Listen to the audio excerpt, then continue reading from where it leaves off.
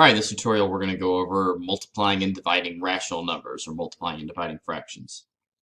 So the two different parts for multiplying, very easy. You're just going to multiply straight across both the numerator and the denominator.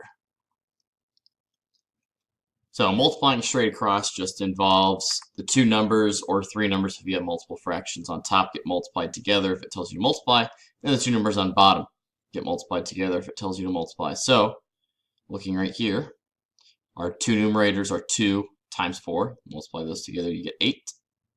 Two denominators are 3 times 5, get 15.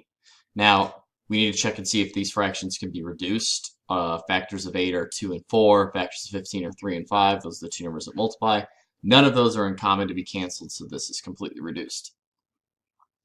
Now, the second one, multiply straight across again. 5 times 2 is 10. 6 times 3 is 18. And these two can be reduced. Since they are both even, you can divide both the top and the bottom by 2. So 10 divided by 2 becomes 5, and 18 divided by 2 becomes 9. So this is the completely reduced version of this fraction. Now another way, instead of multiplying straight across and then reducing at the end, is you can reduce before you multiply. So for example, 5 over 6 cannot be reduced. 2 over 3 cannot be reduced. Those numbers are prime. They're not going to cancel anything out. But you can what's called cross cancel and look from one fraction to the other from a numerator and a denominator. So this 5 and this 3 could be cross canceled, but they are both prime and they don't have anything to reduce. This 2 and this 6 have common factors of 2, and 2 divided by 2 becomes a 1, and 6 divided by 2 becomes a 3. Then you would go about multiplying straight across. 5 times 1 would give you 5. 3 times 3 would give you 9, which is the exact same answer that we got earlier. So either method, if you're comfortable with canceling before you multiply, or if you're comfortable with reducing after you multiply, will give you the same answer.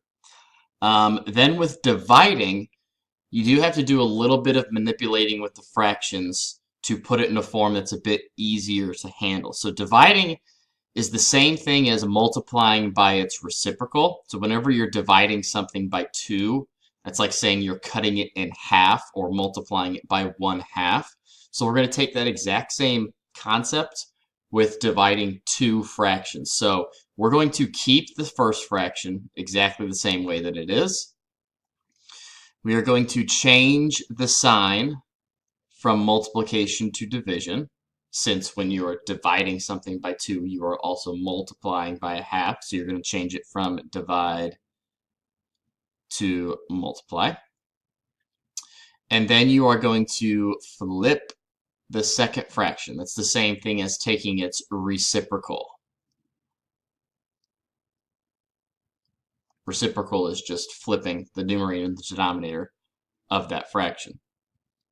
So if we've got 2 over 5 divided by 7 over 3, before we can reduce anything, you cannot cross cancel in division, you cannot divide straight across. You have to do the keep, flip, and change. That is a multiply. Let's erase that. Then from here, we could check and see if anything gets cross-canceled. 2 and 7 are both prime. 3 and 5 are both prime. Nothing to reduce, so let's just multiply. 2 times 3 is 6. 5 and 7 is 35. Now the second one, 3 over 5 divided by 1 over 2. Again, we cannot cross-cancel yet because it's division, but we're going to keep, flip, change. So keep the first fraction. Change the sign to multiply. And flip the second fraction. 3 and 1 obviously can't be reduced. 5 and 2 can't be reduced. So we're just left with the multiplication of 3 times 2 and 5 times 1.